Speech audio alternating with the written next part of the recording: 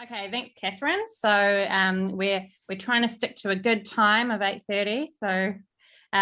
So this year we looked at a range of women and girls topics. So the experience of female chairs was one of them.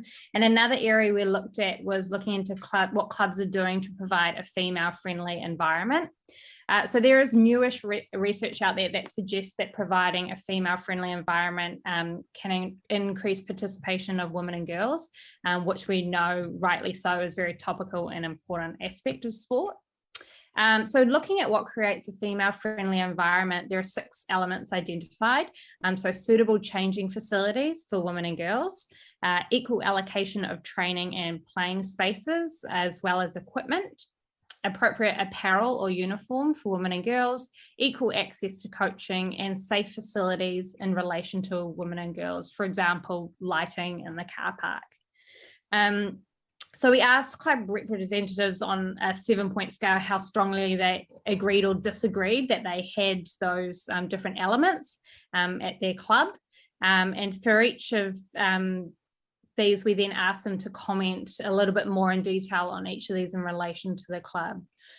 So here are some of the key insights that came out of some of that data that in general, New Zealand sports clubs reported themselves to be very welcoming to women and girls.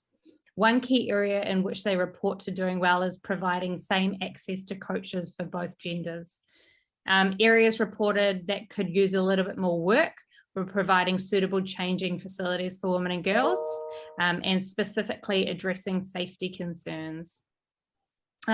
We then compared those female-friendly items to type of sport to see if there are any significant differences. We found that clubs that delivered the most traditional Kiwi sports, such as rugby, cricket, netball, and rowing, had a bit to go in terms of providing suitable changing facilities. And clubs that were doing better at providing suitable changing facilities for women and girls were racket clubs and golf clubs. And then in terms of governance, another club characteristics that was seen as significant to female-friendly environments was the number of females on the club's board. Clubs with at least one female on the board were seen as more welcoming than those with none. And also clubs with at least one female on the board do better providing gender-appropriate uniform than those with none.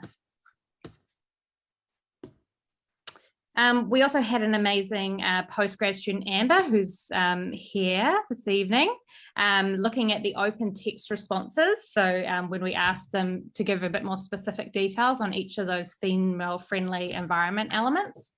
And from this, a typology emerged. There were 3 clear types of New Zealand sports clubs that were evident in relation to providing a female-friendly environment.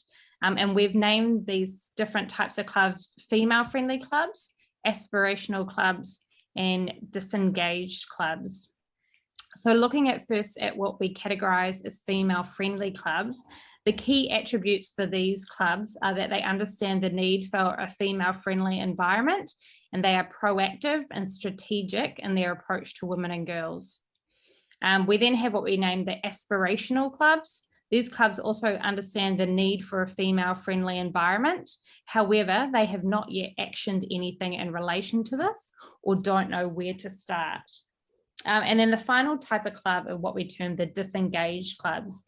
So by disengaged, we mean not actively involved in strategy or programming for women and girls and not prioritizing or believing there is a need to do so.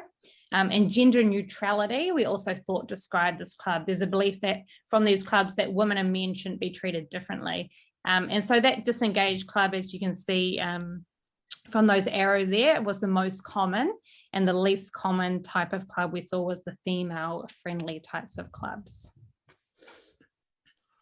All right, so looking at these discussions, so we'll open this up for discussion on both the female chair questions there as well, and then in regards to the environment, which of the female-friendly environments, so you've got those there, do you think are the most important in your sport? Do women on the board or committee help make a difference to the female-friendly environment of your club? Are they the champions for women, how the club facilities and the environment is? And what feedback do you have from your members about how female friendly your club environment is? So we'll give you the space to just have a bit of a reflection on your club, and what kind of environment that is and how important it is.